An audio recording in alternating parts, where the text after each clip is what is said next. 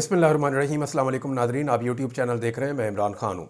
आज साल 2024 का आखिरी वीलॉग है और एक बड़ा ही भूचाल वाला अजीबोगरीब साल था जिसमें जुल्म की बर्बरियत की इंतहा की गई है। इस साल में कुछ चीज़ें अच्छी थीं तो कुछ चीज़ें बहुत बुरी थीं। मिसाल के तौर पे जाते जाते 26 नवंबर को जिस तरह का कत्लेआम पाकिस्तान के शहरियों का इस्लामाबाद में किया गया, पाकिस्तान की तारीख़ में ऐसी चीज़ों की मिसाल नहीं मिलती। और ये कोई पहाड़ों में दूर दराज इलाकों में नहीं किया गया, ये वफाकी दारुल-हुकूमत इस्लामाबाद के अंदर पार्लियामेंट से 1 किलोमीटर का भी फासला नहीं है, जहाँ पे इंसानों का ये कत्लेआम हुआ और इंसानों का खून बहाया गया।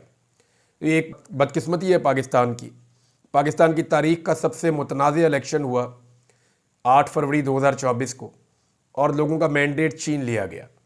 यानी लोगों ने वोट डाले, सारे के सारे पाकिस्तानियों ने इमरान खान के हक़ में, और बहुत थोड़े से वोट पड़े थे बाकी पॉलिटिकल पार्टीज़ को। जिस पार्टी को 17-18 सीटें मिली थी उनका वज़ीर आज़म बना दिया गया, और जिस पार्टी को पूरे पाकिस्तान ने 2/3 अक्सरियत से ज़्यादा दिलवाई थी उस पार्टी को दीवार के साथ लगा दिया गया और फॉर्म 47 जाली जारी करके हुकूमत छीन ली गई। बहुत सारी चीज़ें हुई, जुल्म हुआ, बर्बरियत हुई, ख़वातीन को गिरफ़्तार किया गया। इस साल में एक मुतनाज़ आइनी तरमीम के लिए पीपल्स पार्टी जैसी जमात ने जमहूरियत की धज्जियाँ उड़ा दी।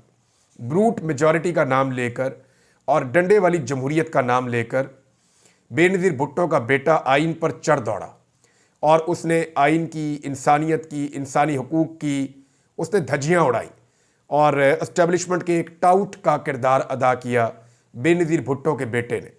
ये बहुत हैरत अंगेज़ चीज़ थी मेरे लिए, लेकिन ये सदमा भी हमने बर्दाश्त किया इस साल में। और बहुत सारी चीज़ें हैं, लेकिन कुछ चीज़ें अच्छी हैं। यानी एक तो ख़वातीन को भी अगवा किया गया, बच्चों को भी अगवा किया गया, लेकिन अच्छी बातें ये हैं, वो ये है कि पाकिस्तान की अवाम की आंखों का जो ऑपरेशन चल रहा था वो बड़ी कामयाबी से इस साल भी जारी रहा है। पाकिस्तान के लोगों ने असल मुजरिम को पहचाना है। पाकिस्तान के लोगों ने पहचाना कि पाकिस्तान यहाँ तक 70 सालों में क्यों पहुँचा। पाकिस्तानियों को इस बात का अंदाज़ा हुआ कि सियासतदान तो सिर्फ सामने दिखाई देते हैं, असल में तो पाकिस्तान की एस्टेब्लिशमेंट के फ़ैसले हैं जिनका खुमियाजा सारे के सारे पाकिस्तानी भुगत रहे हैं। तो इस नुक्ता नज़र से पाकिस्तान के लिए 2024 अच्छा साल था कि लोगों को हक़ाइक़ का पता चला। लेकिन अगर जुल्म, बर्बरियत और जबर के अतबार से आप देखें तो एक बदतरीन साल था। 2024 की कुछ चीज़ें मेरे पास हैं, मैं आपके साथ शेयर करूँगा, लेकिन जाते जाते भी इस साल में एक और बुरी खबर यह है कि खालिद खुर्शीद जो साबिक वज़ीर आला हैं गिलगित बल्तिस्तान के, उन्हें भी सज़ा सुना दी गई और उन्हें 34 साल की सज़ा सुनाई गई है। आप अंदाज़ा कीजिए कि इस शख्स के ऊपर निज़ाम को कितना गुस्सा होगा। वजह यह है कि खालिद खुर्शीद उन चंद लोगों में से एक है जिन्होंने निज़ाम के सामने सरेंडर करना तो बहुत दूर की बात है, थोड़ा सा कंप्रोमाइज़ करना भी बर्दाश्त नहीं किया।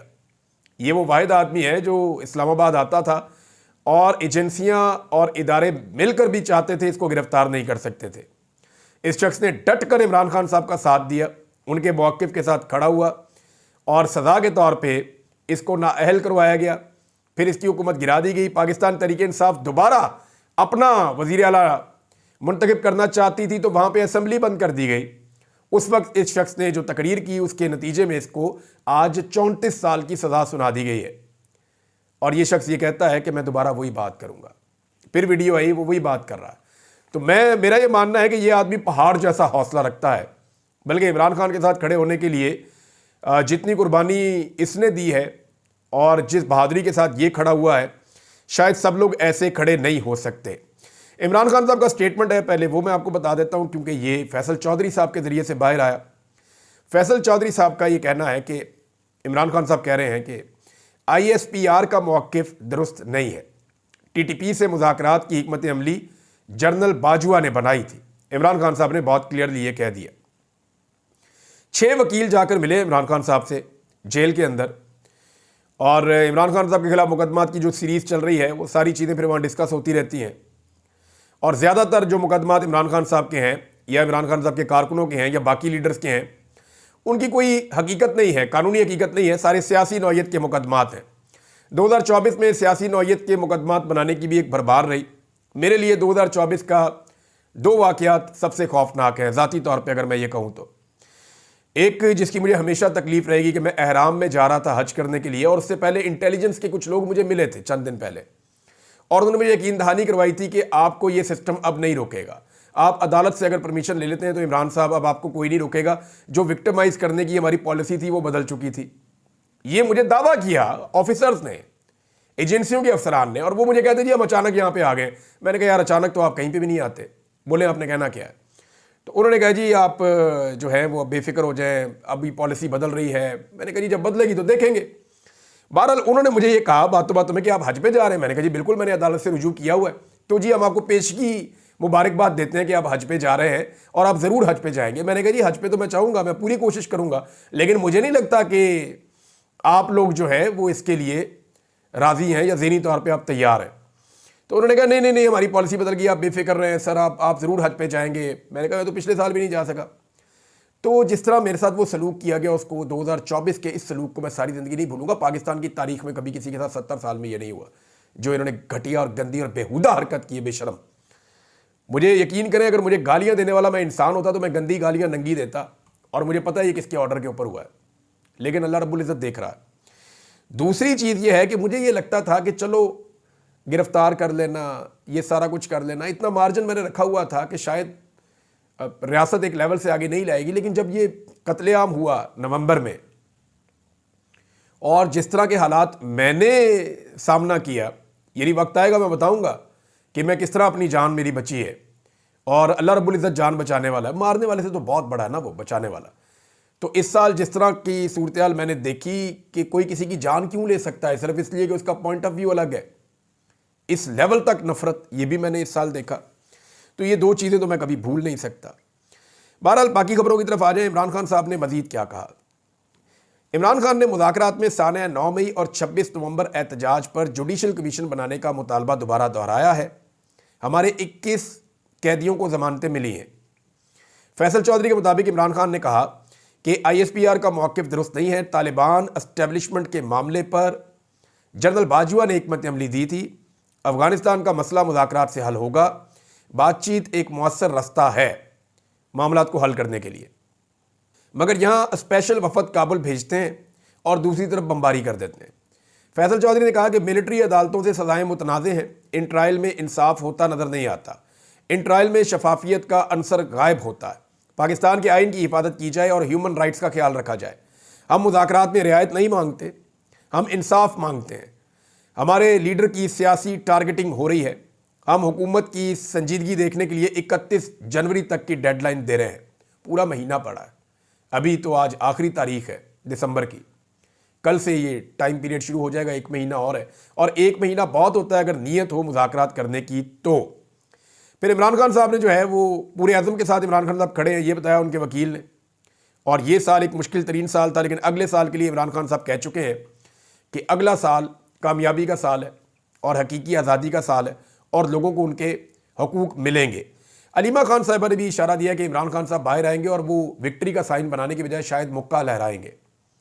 इमरान खान साहब को जब गोलियां लगी थी तब भी उन्होंने मुक्का लहराया था। और इमरान खान के साथ जो जुल्म और जबर हुआ इसके बावजूद वो झुके नहीं, ये उनकी एक बहुत बड़ी कामयाबी है। अब पूरा निज़ाम इमरान खान साहब की मिन्नतें कर रहा है क्योंकि उनको छोड़ना मजबूरी बन चुकी है। और कितने मुकदमे दर्ज कर सकते हैं बताएं ना। 250 से ज़्यादा मुकदमे इमरान खान साहब के खिलाफ दर्ज हो चुके हैं। 95% से ज़्यादा मुकदमात में इमरान खान साहब अपने आप को निकाल चुके हैं।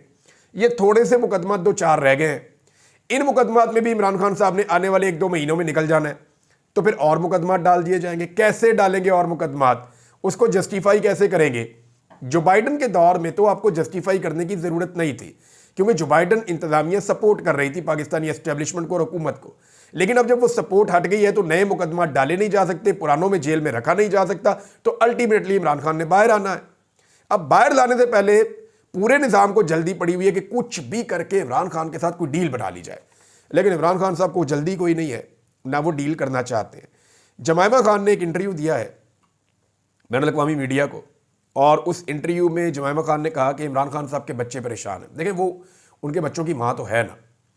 अब इमरान खान साहब के साथ उनकी तलाक हो गई है, लेकिन इस खातून ने बार बार साबित किया कि वो वफादारी के साथ इमरान खान साहब के साथ खड़ी है। जब भी कोई प्रॉब्लम या मुश्किल आई और वो मदद कर सकी तो उन्होंने बताया जी ठीक है, ये चीज़ मेरे पास है, मैं इसमें मदद कर सकती हूँ, क्योंकि वो इमरान खान के बेटे उनके पास हैं और वो उनके बच्चों की माँ है। तो वो ये बता रही है कि उनके बेटे परेशान हैं और इंसानी हकूक़ की जो पामालियाँ हो रही हैं, इस हवाले से हमें तशवीश और परेशानी है। अब आ जाइए 2024 के अंदर पाकिस्तान में मरकज़ निगाह कौन रहा, ये है जी सबसे बड़ा सवाल। तो तमाम निगाहों का मरकज़ 2024 में इमरान खान साहब रहे। कोई और इतना मकबूल पाकिस्तान में नहीं हो सका जितने मकबूल इमरान खान साहब हुए 2024 में। 2025 में शायद ये मकबूलियत इससे भी ऊपर जाएगी, लेकिन जिनकी हुकूमत बनाई गई उनकी हालत ये है। और क्या है ज़रा ये देख लें आप, ये मैं आपको सिर्फ सोशल मीडिया का एनालिसिस दे रहा हूँ।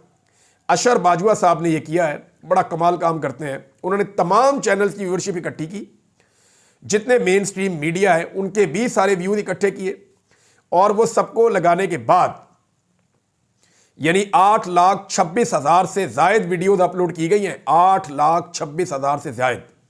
इतने ज़्यादा डाटा का एनालिसिस करना और इकट्ठा करना ये बहुत मुश्किल काम है, लेकिन क्योंकि वो एक्सपर्ट हैं, वो इसके सॉफ्टवेयर्स को जानते हैं, तो उन्होंने ये सारा डाटा इकट्ठा किया और उस डाटा की बुनियाद के ऊपर एक एनालिसिस हमारे सामने रख दिया है जो फैक्ट बेस है, जो फैक्चुअल है, और इसका ये पूरा एक चार्ट भी मौजूद है। उन्होंने बताया पॉलिटिकल फिगर्स की अगर आप बात करें ना, तो पॉलिटिकल लीडर्स के दरमियान जितने भी व्यूज़ थे उनका 63% अकेले इमरान खान साहब ने लिया। जितने भी व्यूज़ थे अकेला इमरान खान जेल में बैठा, एक लफ्ज़ नहीं बोला, एक तस्वीर बाहर नहीं आई, फिर भी 63% आप अंदाज़ा करें। वो खुदा की पनाह, जो बंदा बाहर हो, बात कर रहा हो, लोग उसको सुन रहे हो, वो दिखाई दे रहा हो, तब तो मानते हैं जी इसके व्यूज़ आ रहे हैं। एक बंदा मौजूद ही नहीं है, आपने उसकी कोई वीडियो नहीं देखी, आपने कोई उसकी ऑडियो नहीं सुनी, उसकी पुरानी वीडियो, पुरानी ऑडियो और पुरानी तस्वीरों के ऊपर जो व्यूज़ मिले हैं वो 63% हैं पाकिस्तान के टोटल व्यूज़ के। यानी ये लगभग 8.25 लाख वीडियोज़ हैं और उनमें 63% व्यूज़ उस बंदे को मिल रहे हैं जो पूरा साल दिखाई नहीं दिया, नजर ही नहीं आया, सुनाई नहीं दिया। 63% से ज़्यादा व्यूज़, जबकि बाकी पॉलिटिकल पार्टीज के सबके मिलाकर 37% हैं। नवाज शरीफ 13, 3 दफ़ा का वज़ीर आज़म, मरीम नवाज 11, ज़बरदस्ती की वज़ीर आला पंजाब, शहबाज शरीफ 5, बिलावल और मौलाना फजल रहमान 3-3 और जरदारी 2%। ये औकात है बाकी पॉलिटिकल लीडर्स की इमरान खान के सामने। अब आ जाए ज़रा पाकिस्तान तहरीक इंसाफ के टाइटल वाली वीडियोज़ के व्यूज़ और बाकी पॉलिटिकल पार्टीज़ के वीडियोज़ की व्यूज़। अब इसमें भी एक चार्ट मौजूद है हमारे पास सामने। 78% ऑडियंस, 78% ऑडियंस पाकिस्तान तहरीक इंसाफ के साथ, उनके व्यूज़ के साथ है, उन्हें देख रही है। जबकि बाकी जो ऑडियंस है उसमें ये डाटा मेरे सामने है, मैं आपको पढ़ के सुना देता हूँ। नून लीग को जी 13% व्यूज़ मिले हैं टोटल मिलाकर, पीपल्स पार्टी को मिले हैं जी 5%, MQM को मिले हैं जी 2%, जमीयत उलमा इस्लाम फजल रहमान साहब को मिले हैं जी 1%, और तहरीक लब्बैक पाकिस्तान को मिले हैं जी 1%, और IPP को मिले हैं जी 0%। जमात इस्लामी जो जेल में बैठे हुए आदमी से उनके अमीर कह रहे हैं कि तुम गारंटी दो कि इसराइल को नहीं मानते, और जो हुक्मरान में बैठे हुए, हुकूमत में बैठे हुए, उनसे वो गारंटी नहीं मांग रहे, उनसे बात नहीं कर रहे, और जेल में बैठे हुए आदमी को टारगेट कर रहे हैं एस्टेब्लिशमेंट के कहने के ऊपर। आप अंदाजा कीजिए, बड़ी अफसोसनाक बात है। तो जमात इस्लामी के भी 0%। जब इस तरह के काम करेंगे तो यही होगा, यानी जो टोटल व्यूज़ हैं उनका 0% तकरीबन बनता है, 1% से भी बहुत कम। ये जनाब जमात इस्लामी को मिला है। ये है जी इस वक्त इमरान खान साहब की मकबूलियत जब 2024 का आखिरी सूरज गरूब हुआ। एक और जनाब 2024 का कारनामा पाकिस्तान की जानिब से, पाकिस्तानी हुकूमत और इदारों की जानिब से, और वो कारनामा है इंटरनेट की बंदिश। और इसके ऊपर भी एक डाटा है, ये डाटा भी अब सर्कुलेट कर रहा है और ये फैक्चुअल बेस्ड है कि दुनिया में सबसे ज़्यादा इंटरनेट किस मुल्क ने बंद किया। तो जनाब पाकिस्तान इस रेस में दूसरे नंबर पे आया। थोड़ी सी और मेहनत करते ना, चंद घंटों के फ़र्क से पाकिस्तान पहले नंबर पे आ जाता। थोड़ी सी और कोशिश करते और इंटरनेट को मज़ीद बंद करते तो पाकिस्तान पहले नंबर पे आ सकता था, क्योंकि थोड़े से फ़र्क के साथ म्यांमार एक मुल्क है जिसको आप बर्मा के नाम से जानते हैं, पुराना नाम बर्मा है, नया नाम म्यांमार है। यहाँ पे इस वक्त फौजी हुकूमत है, डिक्टेटरशिप है। वहाँ पे जो इंटरनेट की बंदिश है वो पाकिस्तान से थोड़े से नंबरों से जीत गए हैं। पाकिस्तान दूसरे नंबर पे आ गया है पूरी दुनिया में। ये कारनामा भी पाकिस्तान की इस हुकूमत ने, एस्टेब्लिशमेंट ने और मौजूदा रजीम ने किया है। इंटरनेट शटडाउन के दौरानिए के लिहाज से दुनिया भर में दूसरे नंबर पे 2024 में पाकिस्तान, और बर्मा या म्यांमार जो है वो पहले नंबर पे है। वहाँ के सियासी रहनुमाओं और मीडिया पर सख्त पाबंदियाँ हैं, लोगों को जेलों में डाला गया है वहाँ पे, तो वो हमसे आगे जा रहा है, दुनिया में दूसरे नंबर पे हम हैं। इंटरनेट शटडाउन में पाकिस्तान ने 1861 घंटे तक इंटरनेट को बंद रखा है पाकिस्तान में। और म्यांमार से बहुत थोड़ा सा फर्क है कि हम उससे बहुत थोड़ा सा पीछे हैं। डिजिटल मईशत को और अवामी राब्तों को बुरी तरह तबाह किया इस बंदिश ने। इसका जो बिजनेस और फ्रीलांसर्स को नुकसान हुआ है वो $351 मिलियन का नुकसान हुआ है। सऊदी अरब को हमने जो अभी बेचा ना रेकोडेक का 15%, वो हमने लगभग 500 कुछ मिलियन का बेचा है। तो 351 मिलियन का नुकसान हमने यहाँ पे अपना मुंह काला किया इंटरनेट बंद कर करके। सारी दुनिया में अलग बदनामी हमारी हुई है। और ये जो सऊदी अरब को हमने बेचा है ना रेकोडेक, इसकी कहानी मैं आपको पूरी बताता हूँ कि ये एक्चुअली है कितने का, हमने बेच कितने का दिया और ये हुक्मरान कर क्यों रहे हैं और ये क्यों सऊदी अरब को राजी करना चाहते हैं, किस मकसद के लिए करना चाहते हैं। और ये कितने का सोना था जो हमने कितने में दे दिया। और इसके अंदर खाली सोना नहीं है, इसमें कॉपर भी है। इस माइन की मालियत कितनी है आप गूगल करके देख लें, आपको आइडिया हो जाएगा। आप सर पकड़ के बैठ जाएंगे कि कौमें फ़रोख्तंद बचे अर्जा फ़रोख्तंद, कि कौम बेच दी और इतनी सस्ती बेच दी। ये फारसी का एक शेर है, मुझे याद था, मैंने आपको सुना दिया साथ ही। बहरहाल जनाब, सबसे बड़ा नुकसान है जो एशिया के ममालिक को हुआ, उनमें सबसे बड़े नुकसानात में से एक नुकसान ये है कि तकरीबन 83 मिलियन इंटरनेट सारिफीन जो हैं इन बंदिशों से मुतासिर हुए। इससे कारोबार मुतासिर हुआ, तालीमी सरगर्मियाँ मुतासिर हुई, ऑनलाइन सरगर्मियाँ जितनी भी हैं वो मुतासिर हुई, लोगों के राब्ते मुनक़ता हो गए। जो डिजिटल मईशत है वो डिजिटल दहशतगर्दी के नाम के ऊपर तबाह कर दी गई। यानी डिजिटल टेररिज्म की एक टर्मिनोलॉजी हमने सुनी ना, फिर मैंने देखा पाकिस्तान में जैसे इंटरनेट को बंद किया गया तो उसकी बुनियाद के ऊपर पाकिस्तान की जो डिजिटल मईशत है या डिजिटल इकॉनमी है उसको बुरी तरह तबाह किया गया है। और इसके बाद जो पाकिस्तान के टैलेंट के साथ हुआ, जो पाकिस्तान से लोग पैसा लेकर पाकिस्तान से बाहर भागे, ये रीजंस होते हैं ना। आप लोगों को माहौल देते हैं तो लोग यहाँ पे रहकर काम करते हैं। एक और जो जाते जाते भंड किया, जो जाते जाते बेड़ा गर्क किया पाकिस्तान की मईशत का, जिसका खुमियाजा हम अगले साल भुगतेंगे। और मैं आज आपको वार्न कर रहा हूँ और आपको बता रहा हूँ कि गंदम के हवाले से एक बड़ा बहरान हमारे सर पे खड़ा है और इसकी निशानदेही जो है मुजम्मिल असलम साहब ने की है। और ये डाटा अवेलेबल है, आप जाकर इसको चेक कर सकते हैं। और इस पे जनाब जंग ग्रुप, जो बहुत फेवरेट ग्रुप है हुकूमत का, उसने भी इसके ऊपर रिपोर्टिंग कर दी है। पाकिस्तान में जो हमें गंदम चाहिए थी, पंजाब में उसका हदफ रखा गया था कि कम से कम 16.5 मिलियन एकड़ के ऊपर गंदम लगे तो हमारी ज़रूरियात पूरी होती हैं। 16.5 मिलियन एकड़, यानी कम से कम जो है वो 16.5 मिलियन एकड़ के ऊपर गंदम लगनी चाहिए। लेकिन जो अभी डाटा आया और जो चेक हुआ वो ये कह रहा है कि सिर्फ 12 मिलियन एकड़ पर ही गंदम काश्त की जा सकी है, यानी 25% गंदम कम काश्त हुई है टारगेट से। इसकी वजह क्या है? मरीम नवाज ने किसानों को रोल के रख दिया।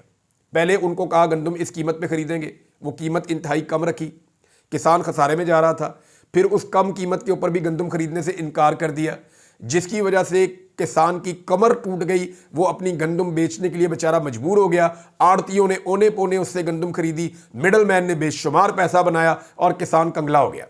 अब किसान अपनी ज़रूरत से ज़्यादा गंदम लगा नहीं रहा। जब वो ज़्यादा गंदम नहीं लगा रहा, क्योंकि उसके ऊपर अखराजात करेगा, बाद में ये खरीदेंगे नहीं, तो वो पहले ही नुकसान उठाकर बैठा हुआ है। तो इस वजह से हमारी जो काश्त है वो कम हो गई है। अब जब काश्त कम हो गई है तो इससे मिलती जुलती सूरत जो है वो सिंध से भी रिपोर्ट हो रही है कि वहाँ पे भी सूरत हाल कोई इतनी हौसला अफजा नहीं है। गंदम की जो काश्त का टारगेट था वो वहाँ पे भी शायद पूरा नहीं हुआ। अब गंदम अगर कम होगी तो आप करेंगे क्या?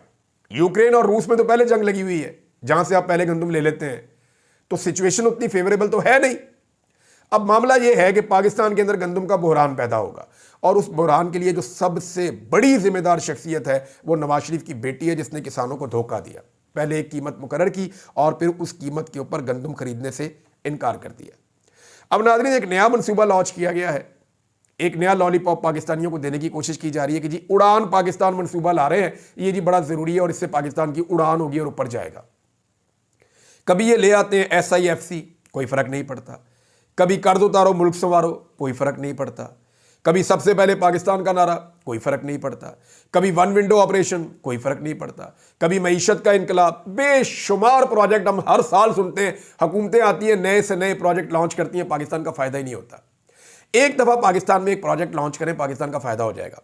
एक प्रोजेक्ट लॉन्च करें जिसके अंदर जमहूरियत हो, कानून की हुक्मरानी हो, आज़ाद अदलिया हो, आज़ादी इज़हार राय हो, इंसानी हकूक़ का एहतराम हो। अवामी मैंडेट के मुताबिक चलकर देखें, ये जो आप बार बार नए नए प्रोजेक्ट लेकर आते हैं नाम बदल बदल के, इनसे मुल्क नहीं चलेगा। मुल्क चलेगा एतमाद से, मुल्क चलेगा रूल ऑफ लॉ से, मुल्क चलेगा आजाद अदलिया से, मुल्क चलेगा आजादी इज़हार राय से, मुल्क चलेगा सही जमहूरी उसूलों के साथ अवामी मैंडेट की तौहीन ना करके।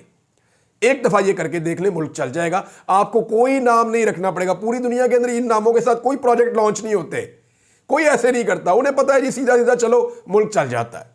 ये यहां पे रोजाना एक नया चूरन लेकर आते हैं, अवाम को चटाते हैं, थोड़े अरसे के बाद पता चलता है कि हमें फिर हमारी जेब दोबारा कट गई है। ये इसी तरह करते हैं, तो इसका भी कोई फायदा नहीं होगा। बहरहाल ये जरूर होगा कि पाकिस्तान के मीडिया को इश्तिहारात मिलेंगे, आधे आधे सफ़े का इश्तिहार छपेगा, टीवी के ऊपर जो है वो कवरेजेस होंगी, मीडिया का पेट भरेगा, मीडिया के एंकर्स हम लोग बैठ के कहेंगे वाह जी वाह, कमाल कर दिया, कमाल का मंसूबा आ गया। एक राय बनाने की कोशिश करेंगे और अवाम के साथ अगली डकैती की तैयारी हो जाएगी। अब तक के लिए इतना ही। अपना ख्याल रखिएगा, अपने इस चैनल का भी। अल्लाह हाफ़िज़।